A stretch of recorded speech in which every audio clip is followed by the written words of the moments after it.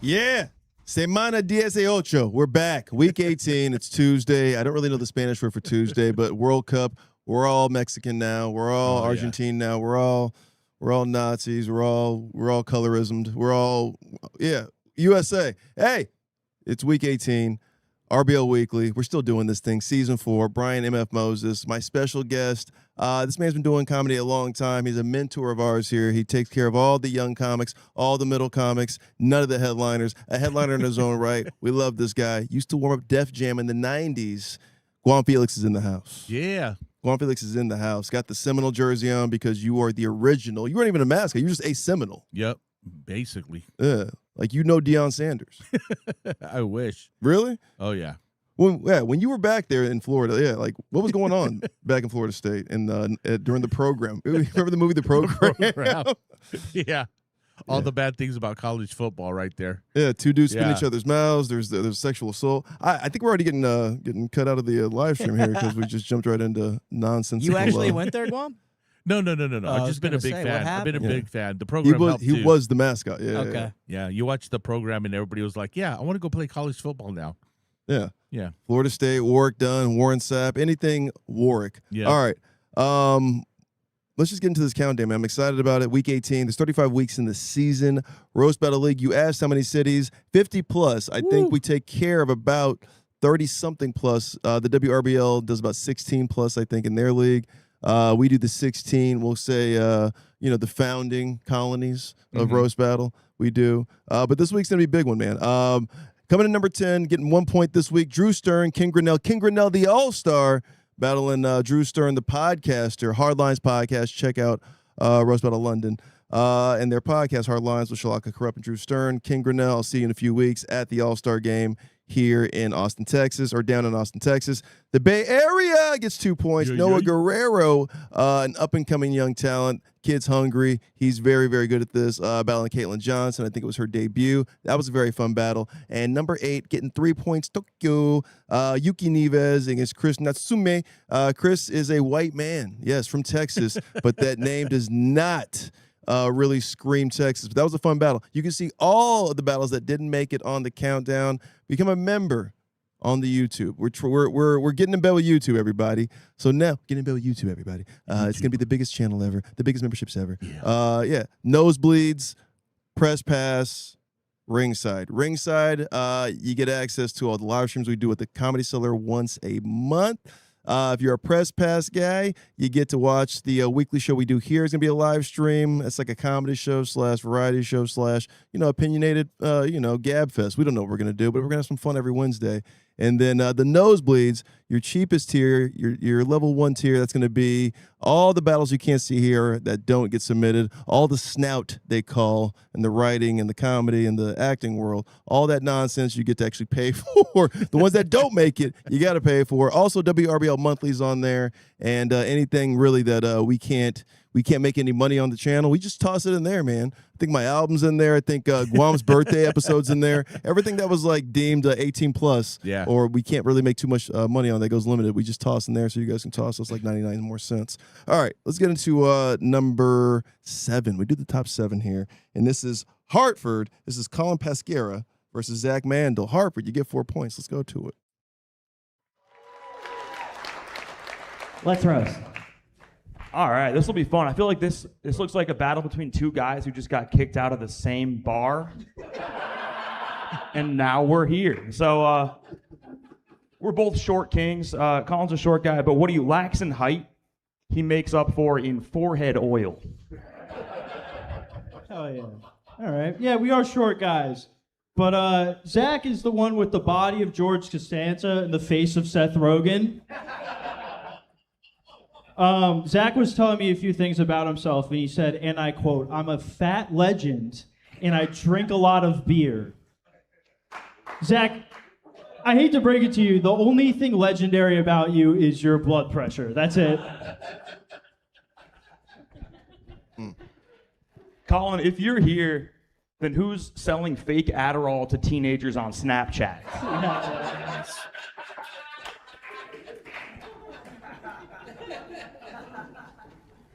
Okay. Zach and I are actually the same age. We were both born in 1996. Yeah. It's crazy because he looks like that picture from the meme that's like, this is what 30 looked like in the 90s. I should drink more water. It's true. Colin looks a little bit dead in the eyes and sweaty. He looks like how I picture the guy inside the mascot costume.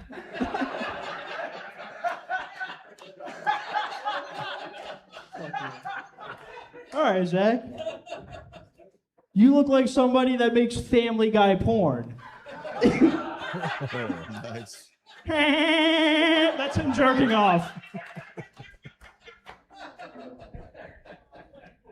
If Mario and Wario had a baby, Colin would definitely molest that baby.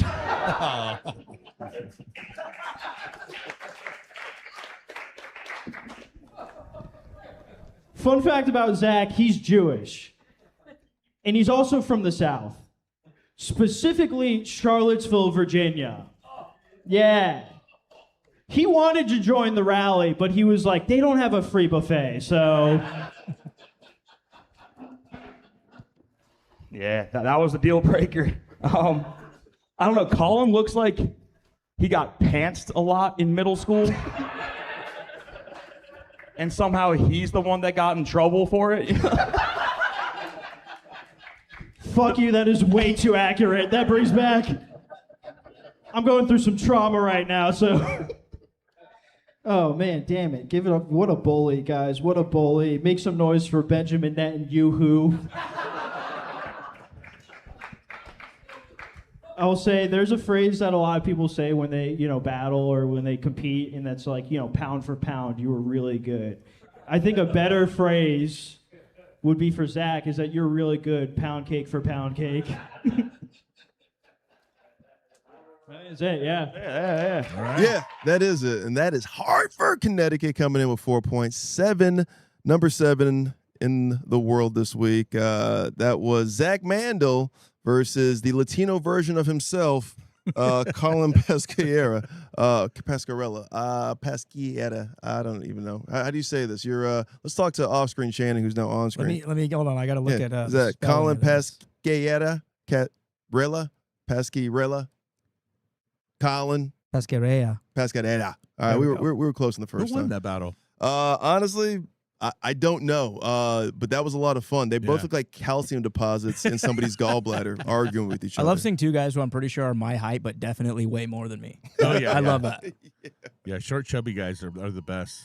Uh-oh, Amber Alert. Amber Alert. Is that? They're probably looking for Colin because that's usually what people who look Have like you him guys are seen doing. Jokes? That's what they're... That was fun for the first battle to come out for Guam's debut here on the podcast. We break down the jokes here. This is a joke writing contest. It's a joke writer showcase. It's a joke contest ultimately. Guam, what'd you think about this one? They did a lot of jokes of the typical "you look like this, you look like that," which was they both were hitting like back and forth. I really liked that Adderall joke. That was pretty hilarious. It was pretty specific. Yeah. Pretty specific. I mean, you can tell the guys know each other. They're pretty friendly. So, but I think they could have got a little meaner. You know what I'm saying? I think they were kind of holding back just a little bit. That's why I was telling people that roast battle. I'm like, never hold back. Just people always want to get advice, and I said, hey, the meaner the better, because you just never know what's going to hit during roast battle. So, but I mean, like they're friends. I mean, maybe they still want to go to open mics together and not hear about like, hey, I didn't know you fucked my sister. I know. Hey, but that's the best part of roast battle. Let the world know. Don't be ashamed when you're doing roast battle. You got to let the egos out there, What about notes? Are you a notes guy? Like if somebody's using notes, if somebody's not using notes? Well, I use notes. So, I mean, the whole thing about it is just somebody like myself, I know guys are like putting pressure on themselves. Like some guys do a 3-joke battle, and like me, I'm writing like 40 jokes. So I think with the notes, you got to kind of like pick and choose almost like right before you're about to go on stage. Okay, I'm doing these three jokes, and maybe a couple for overtime. So that's why I think I like the notes. So you're writing volume, basically. Like Yeah. You're saying if this goes overtime, I have to be a volume shooter. So I have to have a variety of jokes because they may say something that may step on something I'm going to do. So I might have to go into this, and I may not remember that. Yep. And it happens sometimes with the judges, too, because sometimes we get the battles where the guys walk out, and the judges can't wait. They just start letting them have it, and then you can tell in the battlers, face, they're like, "Oh man, I was gonna do a joke like that." Yeah. So that's why you got to write. You got to make sure, because that's happened to me too.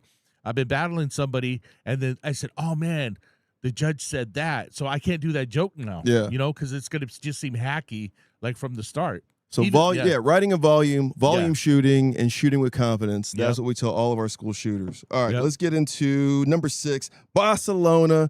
I'm excited to hear how the audio is on this one, but this is a legend. James Regal versus Rick Andrews. Let's get into this one. Barcelona.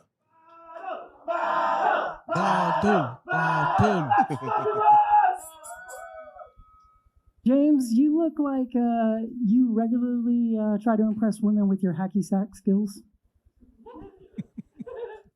For those of you who don't know, James is British, and his last name is Regal. That's not the only thing he shares in common with the British royalty. He also has zero influence. Yeah. And his sex life makes people uncomfortable. Yeah. Me, mostly.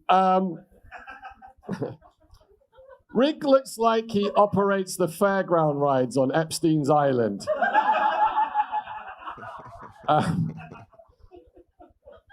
Rick is, despite this, Rick is quite rich. He's the vice president of a global finance company, right? Or vice president of global finance at a big company, right? What's your cool finance bro nickname? The Wolf of Walmart?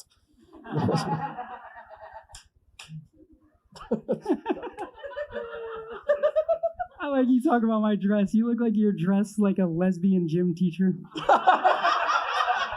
You guys don't know this. He's got 5 pairs of these fucking Adidas shoes. They're like all in different colors. You look like a more feminine, like Jane Lynch. All right. James is ethnically Jewish, but he does not practice Judaism. So he is like not Jew the same way that he's not gay. Like we hear what you're saying, but one look at you and it's hard to believe. It's the beard, isn't it? I should have shaved. He just grew that out. Well, speaking of, I look like that. Rick looks like the Punisher if the only thing he punished was parking tickets. Rick sounds like he lives on Sesame Street. And he looks like he deals crack on Sesame Street. Because I'm British and Rick is American, so we do say a lot of the same words differently. For instance, I say tomato, and Rick says tomato.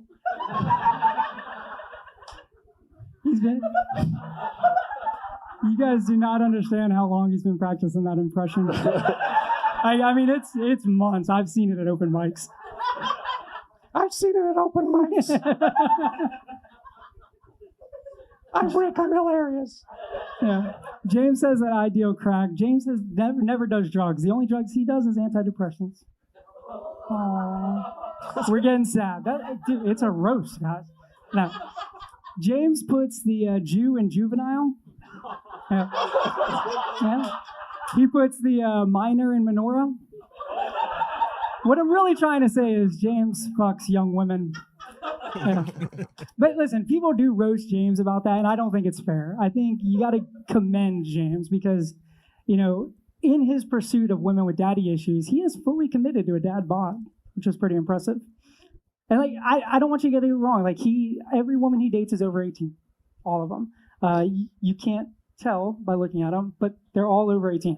And actually, I did buy you something, James, just in case you ever get questioned. There you go. For you, so that you can prove the ID of the girls you're dating. Oh, it's my girlfriend's driver's license. That's very good. That's for you to keep.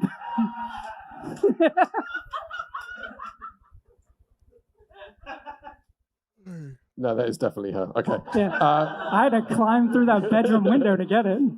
All right. This one's a bit dark. I don't know how this is going to go. So Rick used to work as a medic for the U.S. Marines, guys. He's a hero. He served in various combat zones around the world, including Afghanistan.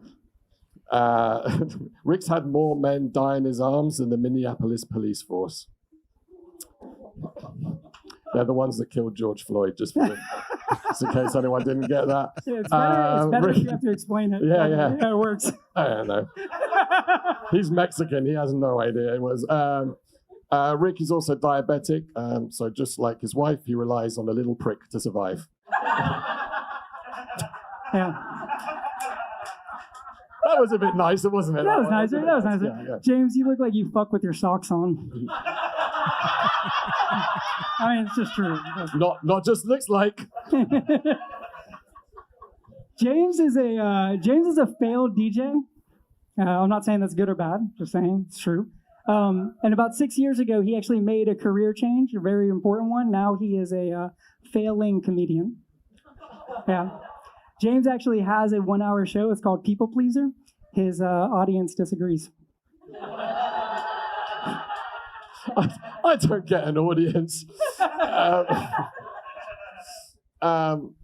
Rick committed loads of petty crimes as a kid, but the only thing that got arrested was his physical development. It's actually, it's really hard to believe looking at him and listening to him, but Rick was a bit of a bad boy when he was younger, right? When he was younger, he stole a load of bikes. He made illegal beer in his mum's closet, and he took part in an illegal war that's responsible for the deaths of tens of thousands of innocent people and the proliferation of the American military-industrial complex. You naughty boy. Yeah, this is coming from somebody from the UK. You guys have a perfect track record. I don't know if you know that or not. James would have joined the military. They just didn't have a department of like, can you run away fast from the enemy? James is afraid of swimming in the ocean, but only 1 week a month when he has his period.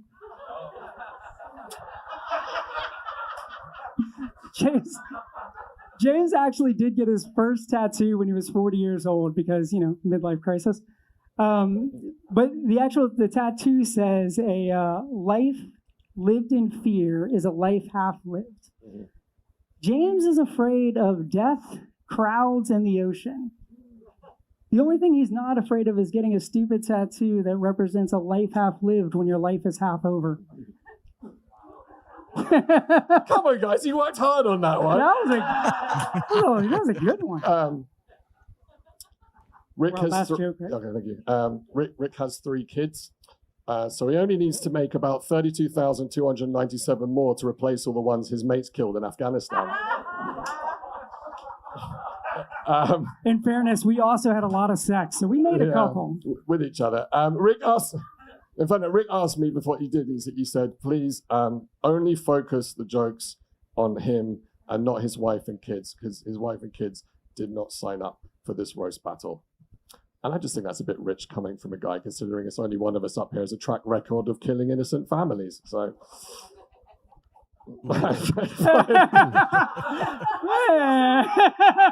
Coming in at 6, Barcelona, number 6 in the world this week. James Regal, Rick Andrews, the expat versus the Brit in Spain. Now, Spain's still in the World Cup. The USA isn't. So shout out Spain. You guys put an end to Ronaldo's run.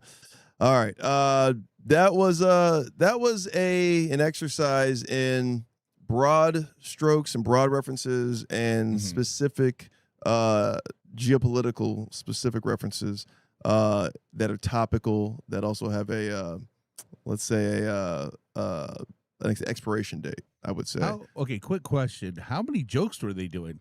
The foreign guys do like between 5 and 9. Okay, that's why. Because I was like, are they doing like 8, 9? Because the problem is with that, my personal opinion is they're doing 2 or 3 jokes. So it's kind of like if the first one bombs, the guy's like, okay, well, I'm going to do this one. You know what I'm saying? Carpet bombing. He's like, oh, that one, I'm going to do this one. I don't care. They can do as many jokes as they want, but that's the one thing I know. Another thing too is this. Hey, I'm just personal opinion. You guys get the judges off the stage. You know what I'm saying? Or at least get them on the fucking table, man. Yeah. My lower back was hurting just looking at those benches. I was just like, listen, guys, this is like UFC. This is like, a boxing main event, dude. You Yeah, the just wanna main see focus boat- should yeah, be on the people. on the battlers. Yeah. Let the guys get a little space. The guys standing too close to the guy, get a little space in between each other, and let them go at it. Let them be the center of the attention, like you said too. Because those judges were, I was like, you're like worried about them. You're Yeah, like, I was worried are about James are backing up into him. Yeah, the whole You're like, time. Are they gonna fall off the stage or something? Like, what's yeah, going at a on certain back point, there? you're just like looking at somebody trying to balance by bringing their knees together. Yeah, just a little advice, roast battle world out there. Yeah, that almost felt like PBS trying to do a roast battle because it felt like it was clean at first, and then they started going a little harder with some of the material, the content wise, but then it was just like, all right, I need to know about George Floyd, right? Yeah. I need to know about the Afghanistan war. I need to know about the Palestinian war, Jews. I need to know so many things when it came to like geopolitics. I felt like Yeah, it was an interesting one because like you could tell that the jokes were structured well, absolutely, but almost nothing landed.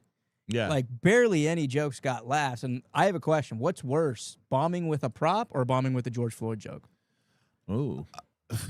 I think, well, because it's so hard, the George Floyd joke, I think people just like, they're like, all right, whatever, the attempt is fine. I think with a prop, you're like,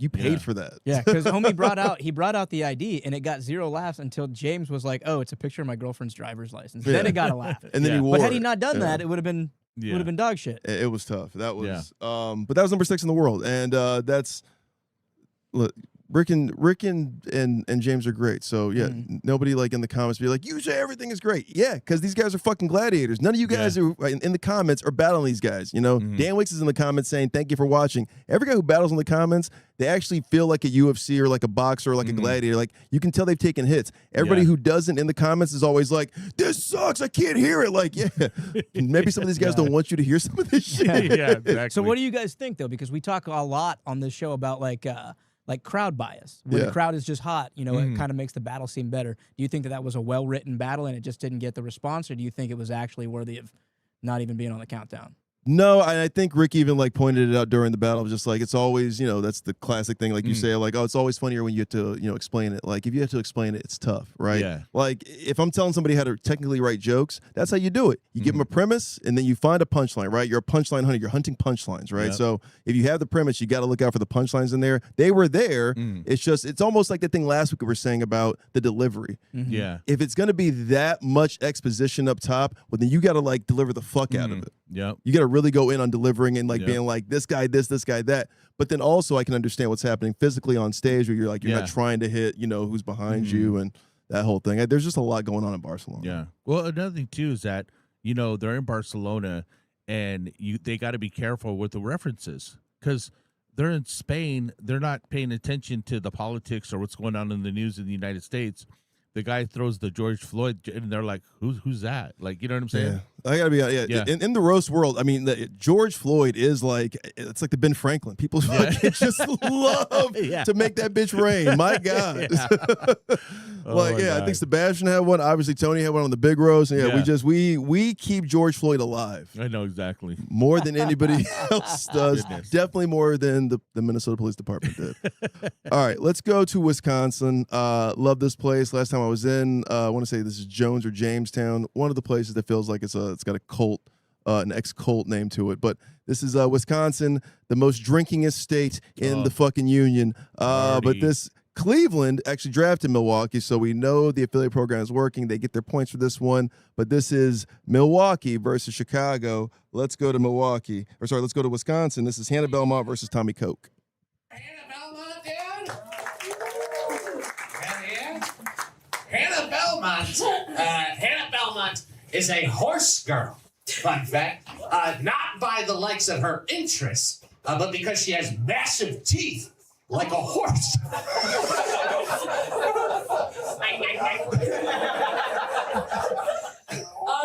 Tommy talks like he's from the South, but he's actually not. That's just how you sound after gargling cum for 5 hours.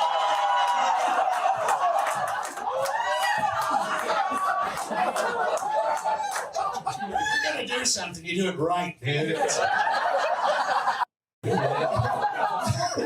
I have never seen Hannah Belmont and a black person in the same room. Brian's over there. The host.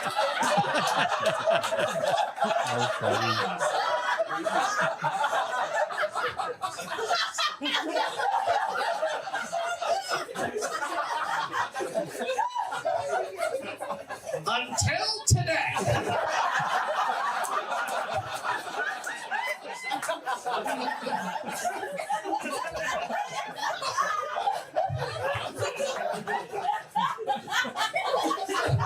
I'll finish the joke. First time you finished anything.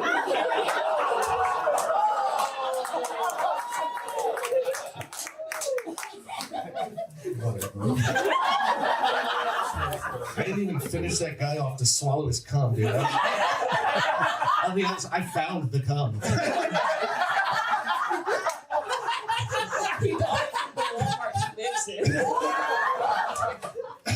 It's nice. All right. Until this show, I have never seen Hannah Belmont and a black guy in the same room. This means that either Hannah is very racist or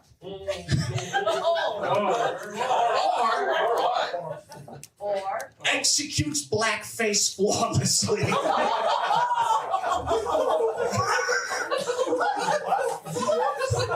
I mean, she is the black person. Which, by the logic of it, isn't racist. I should have left the joke. That was a long walk to water. The longest walk you've ever taken. Tommy,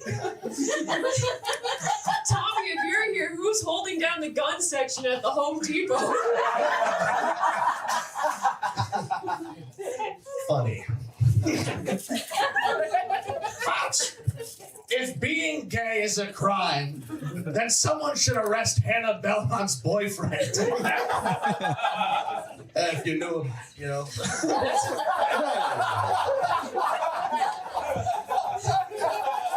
So that's whose cum you were gargling.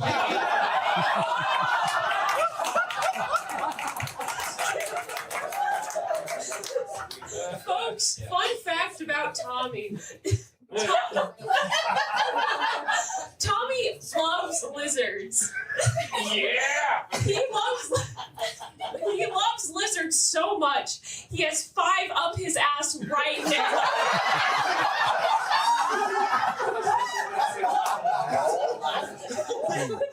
Jesus.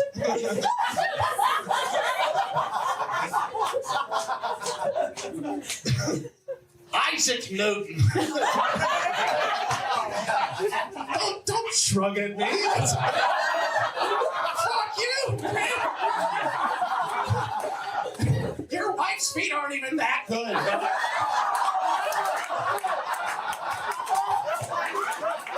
I think your feet are lovely. Okay? I concur. She's got beautiful feet. Feet. Stop, I'll come. Just shut up. You're gonna hate this. You guys aren't even gonna like this. Whatever. Isaac Newton was 23 years old when he conceptualized gravity. Alexander the Great was 20 years old when he took over the empire. Hannah Belmont farted in my car on the way up. Fuck! You're not talking about cum? Oh, God!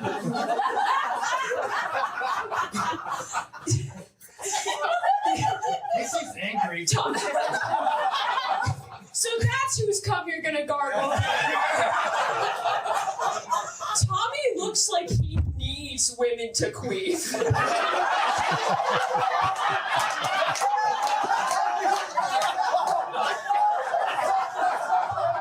Last joke.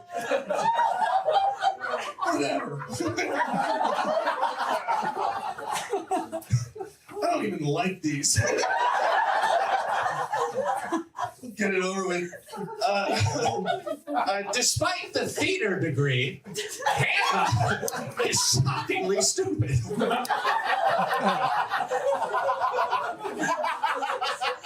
He doesn't even mean it. Is that it? Yes!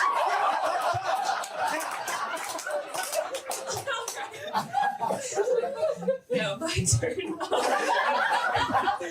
Folks, this show is called Battle of the Sexes. But for Tommy, it's Battle of the Sex because he's just had it once.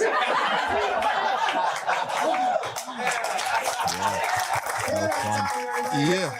The number 5 battle in the world this week, coming out of Milwaukee. That's Cleveland's team from the WRBL versus Chicago, which is New Orleans' team. So they both get some points. Cleveland gets the full amount. But wow, I don't really know what I watched here. That just felt like a circle jerk. Like we were just like invited to a basement in somewhere in Wisconsin, and we just got to watch two friends just kind of talk about with their other friends in the basement. That was fun, it just felt like watching USA versus Belgium in the World Cup. It just felt like Tommy couldn't really catch up. He had a game plan. He just stuck to it and didn't like deviate from the plan. He just thought that his charm. He's got this like this cross between Joe DeRosa and Mike Eaton, right? He's likable enough like both of them, but then he just like fails like Joe DeRosa, which is fun.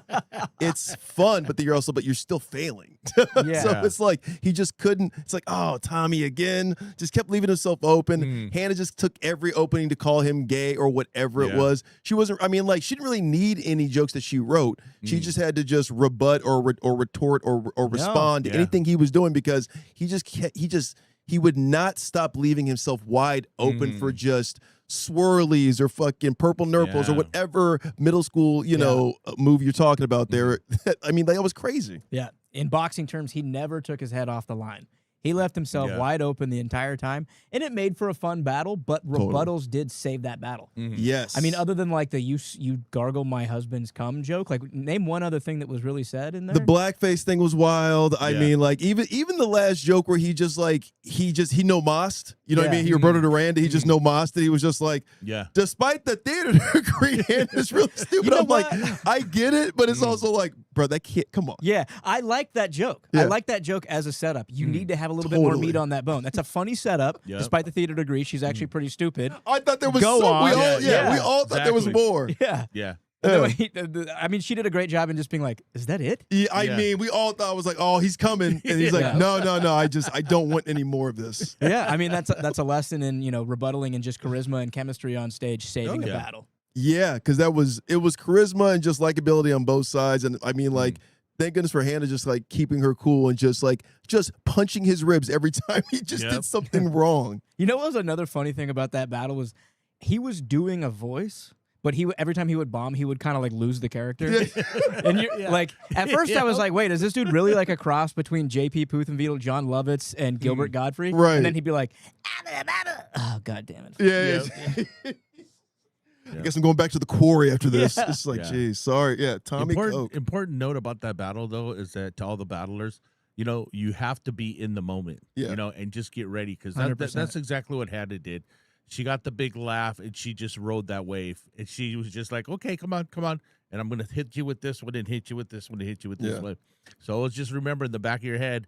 And just sometimes just let the crowd enjoy it, When the crowd, when they're laughing like that, just pause a little bit. Let the crowd enjoy the moment, and then, just keep hit them with the jokes. The fact my man didn't audible out of that, the blackface thing was crazy because as soon as she said Brian's right there, he should have been like, you know what, you're right. Next joke. It's just, he's like, no.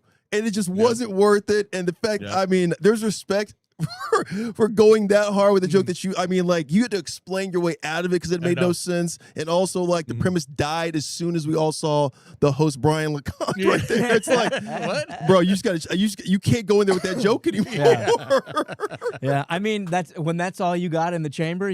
I thought he actually did a good job of being like, okay, until today. Yeah. Because he did, he rode the wave as best he can, but, it fizzled out. And then it was like, it's like, wait, she's doing, all right, man, I'm thinking way too hard. All right. Yeah.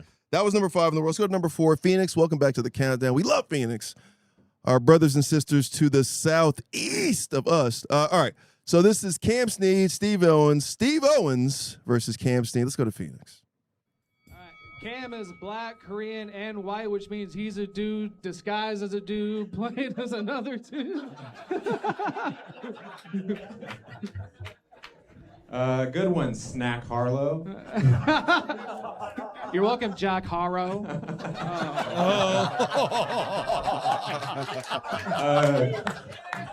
Steven's also mixed. He's Irish, German, and part Benjamin Franklin. Steven's actually German, but he looks fucking Jewish, which is honestly a German's worst nightmare, but that's besides the point. He's literally a bratwurst that looks like a Frank.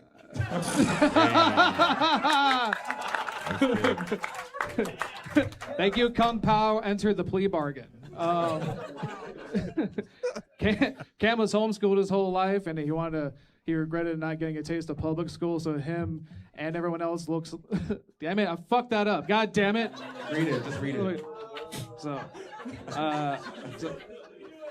Thank you. He's homeschooled, but he wanted to get a taste of public school, so his parents weren't his chaperones for prom. Fuck, that sucks. That sucked ass. What school did you go to? Damn it! Yowza. Anyway, keep it going for Steve Hash Brown. I tried.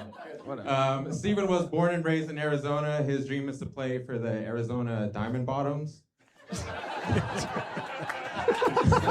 Where everybody's a catcher. Steven's a lot like the Suns. He's never going to move to another city because no other city wants him. Oh, damn. I know I should have said that here, but I said it, so. Damn, bro, you give Vietnam veterans flashbacks, bro. Cam, let's see here. Cam is black and Asian, which means that cops love to arrest him because they get a 2-for-1 deal. Like, he ain't stupid, but he dim sum. Dim sum. He dim sum. That's not so sensual. Dim sum. Whatever. Keep going for the mayor of Portland. Damn. Yeah, Steven looks like the Craig from Craigslist.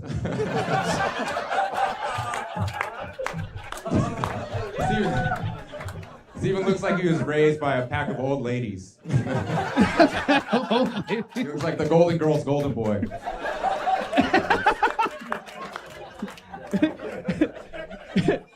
Cam reminds me of my favorite Rush Hour actor, Jackie Tucker. Cam, your skin looks like cookout, but your eyes say takeout. Let's go.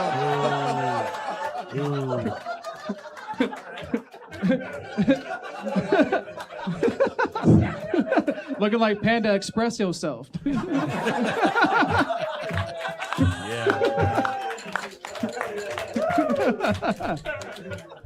make me feel like I should be just an Asian rapper.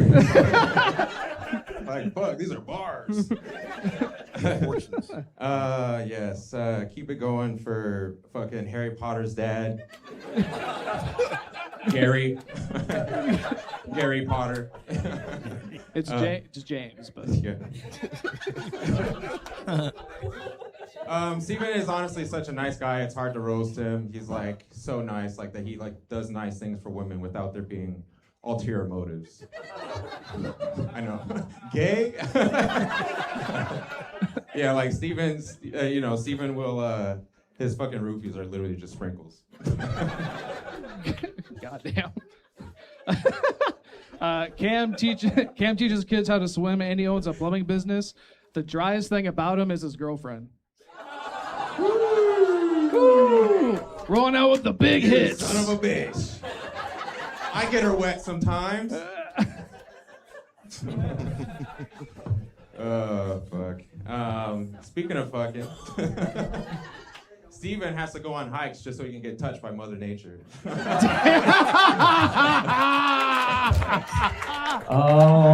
right, that's 5. Yeah. Number 4 in the world this week.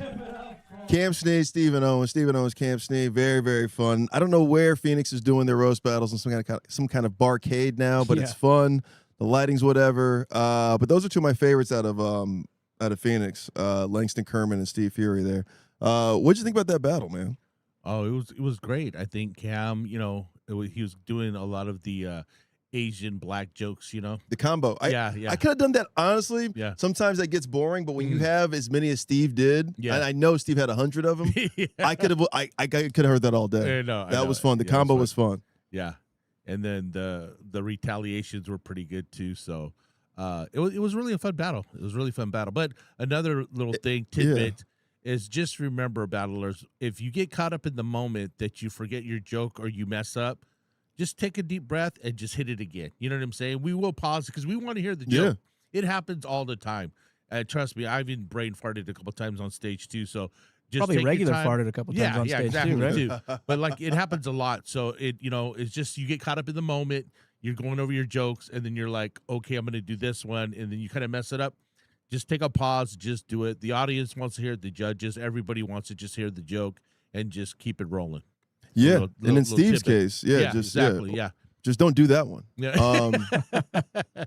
But that was, those guys are two of the best. Steve was the representative for Phoenix for the WRBL last year before they got into the big leagues this year. So he's kind of like one of their star players. Cam Sneed, I'm really into. I like the way his jokes go. I almost feel like that was a finished version of the last battle we just saw, right? Yeah. A lot of good premises and then no punchlines after. A lot of great rebuttals the whole time, right? Yeah. We're looking for openings to hit. Like Cam had some great rebuttals that were just off the cuff that you kind of just hit Steve with. Like when Steve's jokes didn't work, he knocked those out, I thought. Oh, yeah. And then a lot of just if it was Tony last battle, he was just writing the setup and then nothing afterwards. That was like Cam had nothing but like setup and then jokes afterward kind of a thing. So I thought it was like a good tandem like for 5 and 4 to kind of show like what you don't do versus what you should be doing. Oh yeah, for sure. Yeah.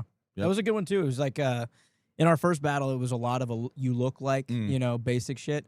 Cam had a lot of those too, but they were funny and they were original. Like you look like Craig from Craigslist, right? Yeah. And he did one where he just goes, "Keep going for the mayor of Portland." I mean, that was all you do is look that up and you're just like, "That's great." Because you can imagine that, by the way. Which is like that's a lesson in writing too. That's a way to get off a "you look like" joke without saying "you look like." Yeah. That was really good. It was really funny. Yeah. No, those guys do go with the visuals and the visual references. Yeah, great job. Let's go to number 3, man. Number 3 in the world. These top 3, I'm excited about. Some surprises for this top 3, especially the number 1 coming in. But let's go to New York. Always getting points. They can't stop getting points every week. It's Luke Davis, Freddy Yan. Toronto gets some points in this one, but let's go to Freddy Yan and Luke Davis. Okay, so guys, Luke worked in construction, UPS. He almost got fired from McDonald's, and he was late coming here. So I just want to say thank you. Just by being you, you've done so much to dispel the toxic belief that white people are genetically superior. I really appreciate it. Like, I had like 2 office jobs. I'm what Martin Luther King meant when he said, "I have a dream."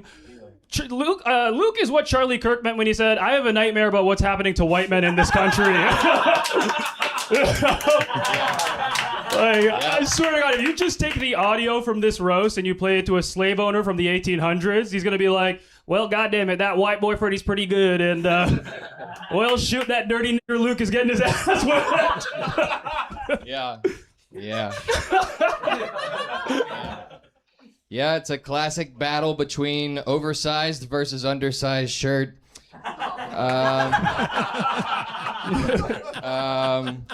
Freddy is from Toronto, as is Drake. Is also from Toronto. Are all the black guys from Toronto just guys who shouldn't say the N-word? Wow. You look like you've never said the N-word, but one time you painted it.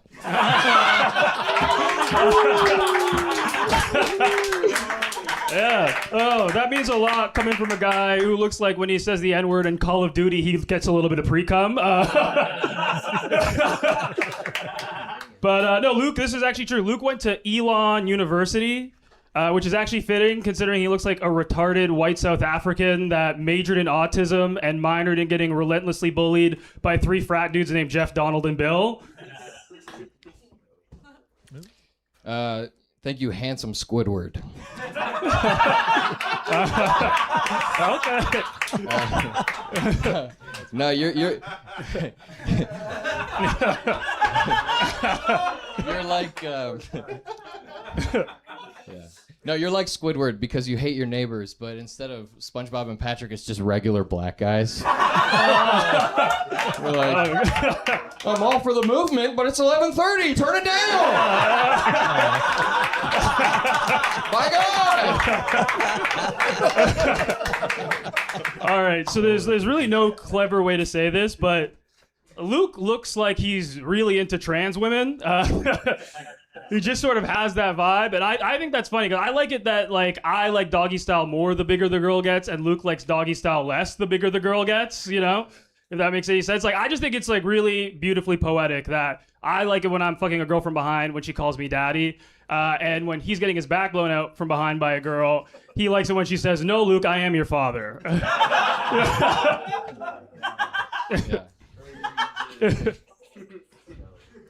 Yeah. You're just being cocky because you're like, I know my dad.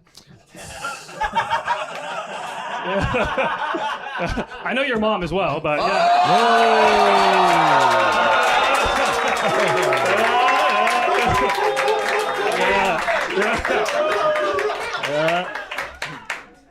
Yeah, you know my grandma too, actually. She told me a story today about our black waiter that was so nice.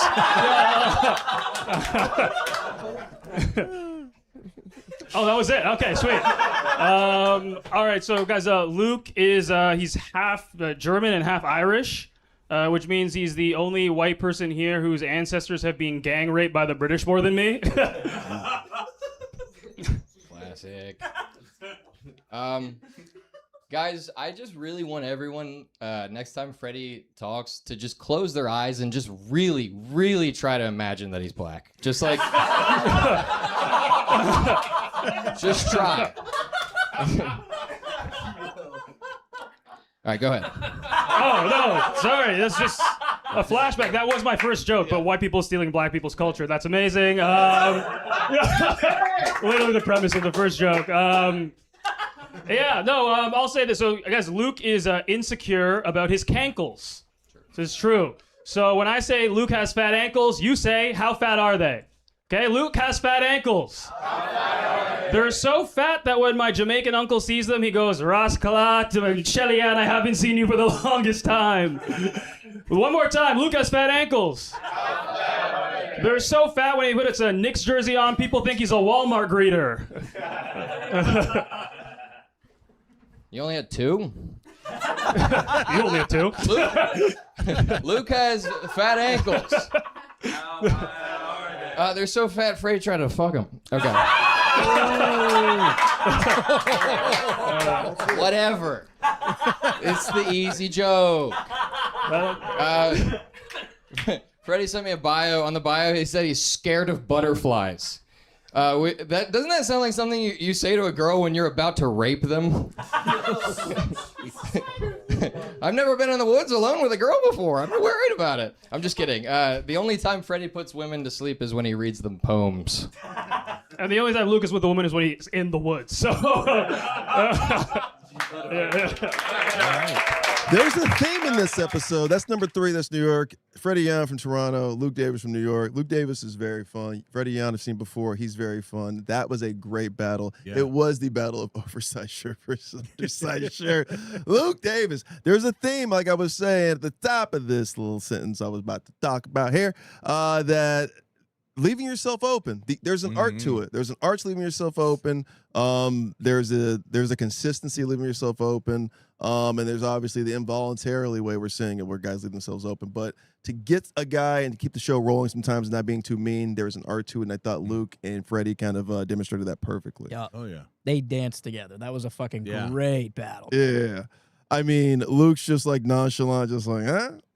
I mean, just so fun. And you only had 2? Yeah, you only had 2? I mean, the mom joke is great there, leaving that one open. And then Luke, I mean, like, putting a hat on top of a hat on top of a hat with you also know my grandma. That was fun. Oh, yeah. Another note to the battlers, too, you know, when it comes to rebuttals, you know, sometimes they are just off the cuff. So don't be scared to do them. I see that too sometimes. Like, you know, somebody will say something and they're like hesitating. Dude, just throw it out there because you never know with roast battle. You never know that rebuttal might be the highlight of the whole, you know, roast. So, like I said, do not hesitate with the rebuttals, man. Just let them fly. Let them fly. Think about it. You ain't got nothing to lose. It's either going to bomb or it's going to hit. So just let it out. And Luke Davis did something so just smart at the end there where he did the easy joke, right? Because I think Freddy's first joke was that, but it was too clever. Yeah. Right? About like, my ankles are so fat, you try to fuck, a black guy would try to fuck him, right? That's the easy joke. And Luke is kind of saying, like, we're in roast battle here, right? They don't want to think. They just want to see the dingers. They just want to see the home runs. They just want to see the fucking reverse behind, you know, their head dunk. They want to see the dunks, the dingers. They want to less economy words, the better for the most part. So Freddy's joke, even though that was the same joke that Luke just kind of like threw away at the end there, that's what you're doing. You're out clevering yourself. You don't have to do that here in roast battle. Just kind of go for the go for that low hanging fruit, eat it, and fucking hate it. Low hanging fruit ain't rotten. It's not in this, brother. Not in this. Maybe in your stand up act, but not this one. They love that rotten shit. All right, let's go to number 2. Speaking of rotten shit, New Orleans. Brock White Lyons versus my boy Crocket McElveen. I love these two. Crocket McElveen versus Brock White Lyons. This is New Orleans. New Orleans, welcome back. 3, 2, 1, Rose! Y'all might remember Brock from shopping for hats at the gas station. Is it me or does this guy look like he's trying to start the Savannah Bananas of cornhole? Nice. Thank you, Napoleon Diabetes. When Crocket was 8 years old, his dad left for cigarettes. Luckily, him and his mom went too because they lived in the car together.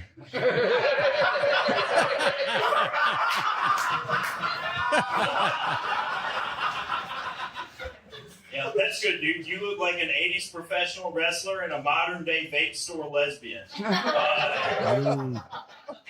But Brock is a UFC fan, which I think is funny, is because White House fights is what they used to call it when his parents would beat each other over cigarette money. It's funny Crocket should talk about the White House. Crocket looks like he eat what he kill. And if Nancy Pelosi doesn't chill out, he's going to be eating her. That's good. You look like Riff Raff works on tugboats.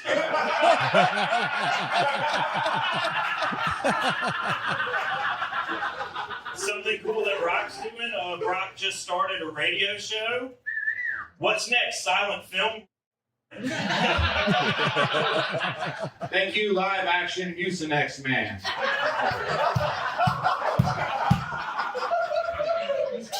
Crocket hated Beyonce's new album. Weirdly enough, he loves interracial porn. Well, yeah, I know what everybody's in here is thinking. You know, me and Brock both look like we say the N-word, but he definitely looks like he says it better. Facts. Yeah. He looks like he does that Mardi Gras where they wear clan outfits and chase a chicken through somebody's yard. He probably does. Thank you, Hulk Hoagie.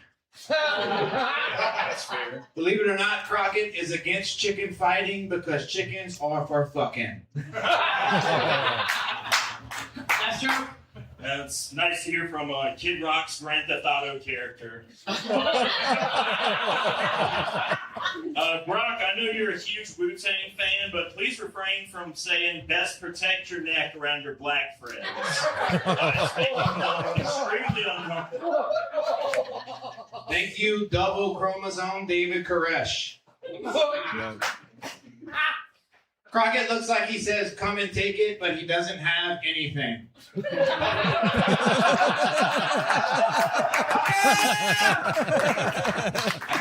right. Crocket looks like Jeffrey Dahmer deep fried all his victims. Someone's been watching other battles of mine. His name is Brock White Lyons. I think White Lions sounds like neo-Nazi Boy Scouts.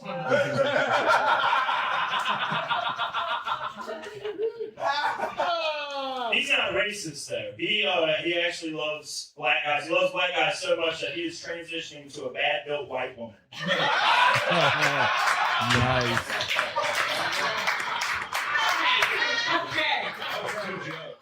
Crocket McElveen, and Brock White Lyons, two of my favorites down in New Orleans, two of your favorites down in New Orleans. The number 2 battle in the world this week. Crocket McElveen has a superpower when it comes to writing jokes. His look like, you look likes are probably the most devastating because they're so specific and they're so dead on that you can't look away now and see them. I mean, bad built white woman, Kid Rock's GTA character. I mean, we look like we both say the N-word, but he definitely looks like he says it better. I mean, man, Crocket. I mean, this guy beat Mike Eaton. Ooh. I mean, Crocket. Yeah. Crocket's he's a bad motherfucker. Yep. Brock's also very, very good too. I mean, like honestly, they went to overtime, and Brock is very specific too, and he's got some really, really dynamic jokes. But man, when you talk about you look like jokes and specificity, you're talking about Crocket McElveen probably being right there in the description. What do we think about that battle there, boys? Yeah, that's just good old writing right there. You know, he's the type of person he's gonna go get a 6-pack, sit in the garage when it's hot. He's going to write about 50 jokes, and they're like, what are you doing? He's like, I got this battle next week, and I got to write these jokes while they're out there at the country concert or something. You know, that's dedication right there. I could tell right away that those were fires, so he put a lot of hard work in it. It paid off. They knew it, too. Yeah. They knew it. Any other week, that would be number 1. I mean, that was a lot of fun. What did you think about that one? Off-screen Channing, who's now on air. That was a good battle. It was a good battle between the same guy at different points in his life. Very fun. I forget what's homeboy's name, not Crocket, guy in the blue jersey. Oh, Brock White Lyons. What was his last joke? Or I guess it was his second to last joke. You come and take it. Come and fucking. He looks like he says come and take it, but he has nothing. Yeah. That was great. His last joke was a popsicle stick joke, and he got called out on it. But the come and take it joke, I thought was fucking brilliant, man. Yeah, that should have been his. That should have been his overtime joke. Yeah. What was the one about on a tugboat? Who was it? What was the reference? It was somebody on a tugboat. I thought that was perfect. Oh my god! I don't know. He had the Beyonce one kind of drowned there because he says, "Hey, the Beyonce album, but loves interracial porn." Reference. There's a better punch there. But I like the line of thought there. I thought it was going to go somewhere else, but then he Tommy coked it. All right, let's get to number 1 here. L.A. We're back. Wow. We get the 10 points. And our guest of honor is also a part of the number 1 battle this week. Folks, it's Herm versus Guam Felix, number 1 of the world, Los Angeles. Let's roast.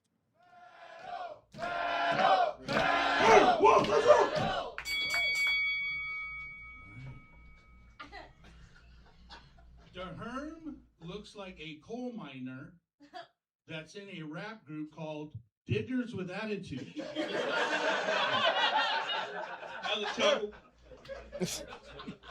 All right. Guam's life is in shambles. For real. I mean, he was doing a lot better when he was the True Religion logo, but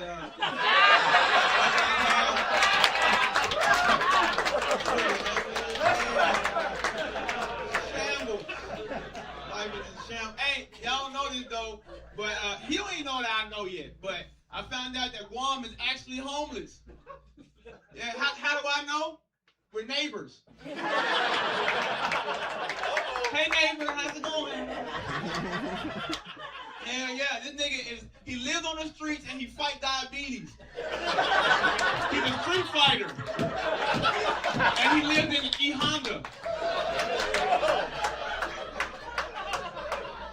Nigga sleep on the streets.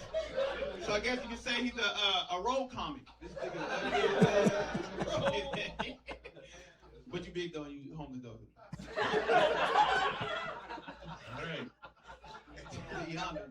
The Herm got some big ass teeth.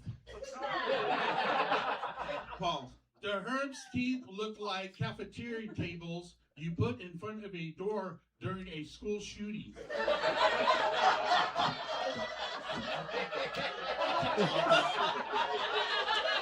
Well, I go to a public school, there's no school shooting. Now back to your life. Yeah, life is in shambles. This man got 3 kids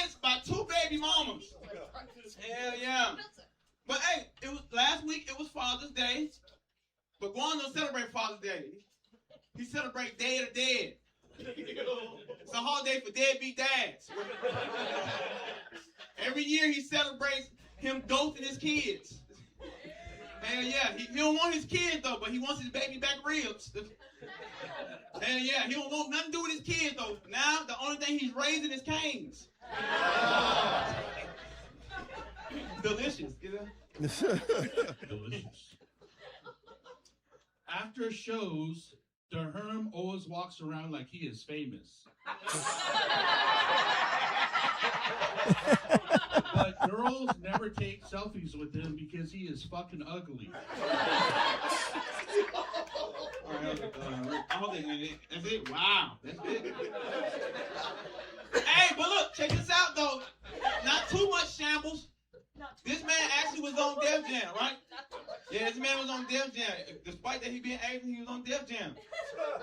I want y'all to give it up for Bruce Lee. And yeah, but look, check this out. Everybody always make fun of how he been working for 15 years and still ain't got his name on the wall.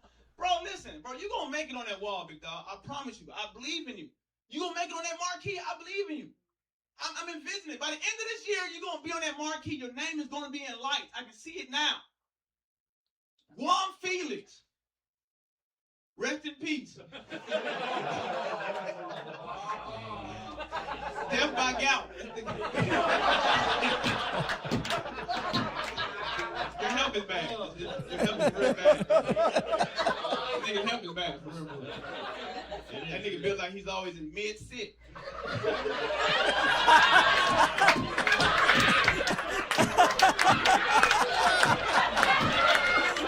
Back up. Oh my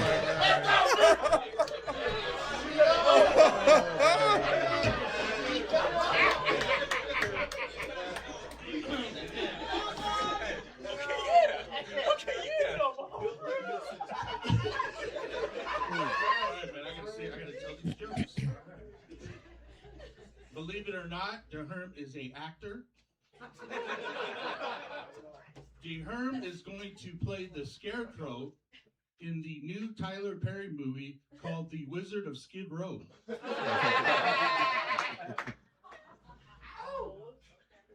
off, you're homeless. You have the nerve to talk about homeless jokes. That's crazy as hell. On Skid Row, they call you ground beef. If you came to the comedy store and you seen him work and you always see him sleep, right? Even at the Improv, on the job, he's always asleep. Yeah, give it up for Snorlax's mama. That nigga's always in the corner catching his Dragon Ball Z's. But check this out, though. Back to his health. This nigga built like a conventional oven. Give it up for the Avatar The Last Air Fryer.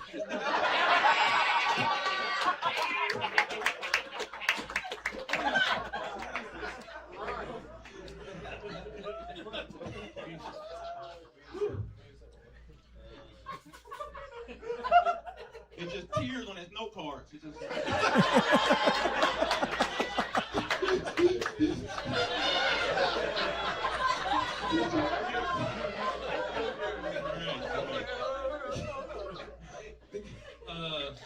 The Herm stole 2 Persian rugs from Ross to make that jacket. You just wrote that. Yeah, I did. Look at all these jokes. He wrote all his jokes on a slice of cheese. Ugly as hell. Nigga look like Airbnb Waffle House. Nigga ugly as hell. This nigga look like a genie that comes out when you rub the side of the bus. This nigga comes out and grants you 3 bus transfer. Transfer that leads you to failure. This nigga ugly as hell. Matter of fact, that's why I love Guam though. You see what I'm saying? Because we both homeless though, but like, I have a car. I ain't never been nobody's life goals. You just see on his vision board just a picture of me just sleeping in my car. I'm gonna get there one day. So you ride the bus. Yeah. When your wife divorced you, y'all split it a bus pass. That's what it is. You get a transfer and you get a transfer. Like, get on the bus and go y'all separate ways. The failure. Oh my God. Look, fine. I've never laughed this much during a fucking roast battle. Jesus Christ. We doing another one? All right, here we go. The Herm looks like he works at a daycare, and he only hits the white kids with that stinky glove. Show me the glove, Herm. Show me the fucking glove. Hope that made it funny. I don't know why. You know, first and foremost, let me do another joke. Let me think of a joke that I threw away while I'm looking at your ugly ass face. That's not even a ponytail, that's an oxtail.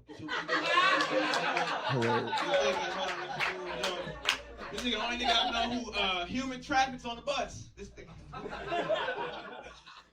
Get it for Martin Booth, daddy. I'm about to say something. I ain't had none. That's what I like.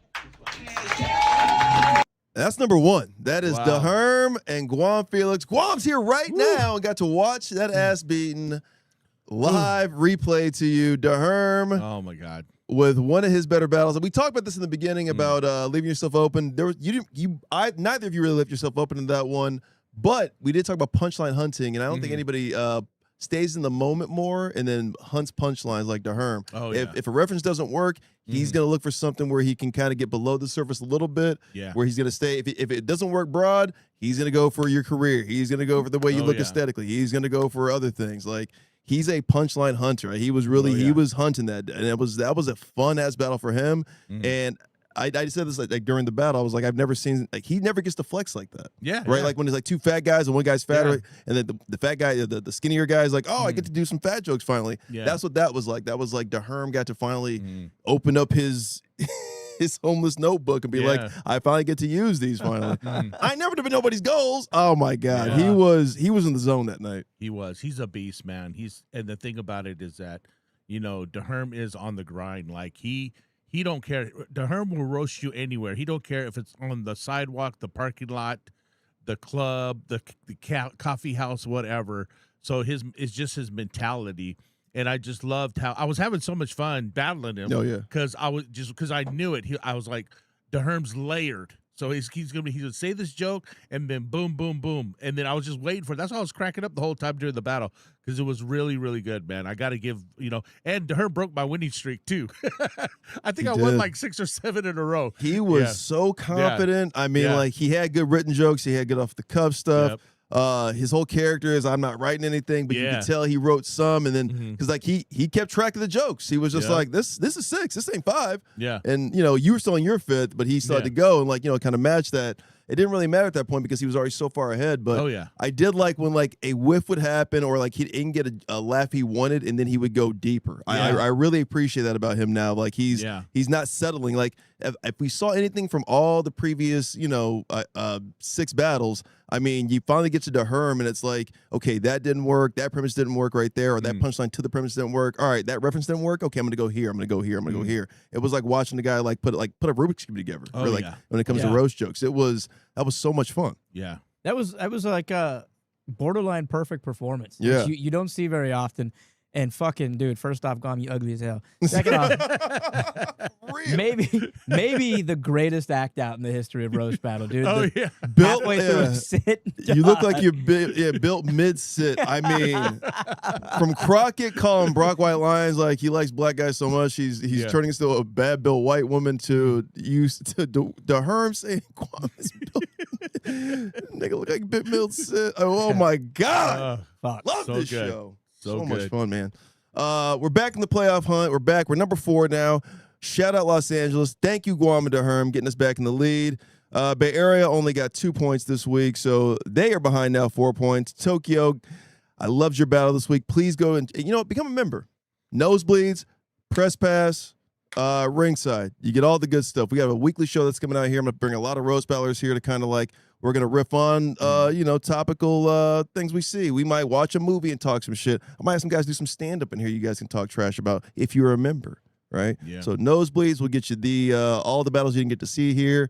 WRBL Monthly, some other stuff we put up. I think Guam's birthday battle or birthday roast show is on there. It's a lot of fun. So Nosebleeds, press pass, and then ringside for your monthly comedy seller interleague battles. Anyway, so then you got Europe. Look at London. Look at London. Look at Barcelona. Look at Scotland. Look at Berlin. That might be the toughest division. And then you got the East. New York's running away with it. Hartford's probably solidified as number 5 seed right now.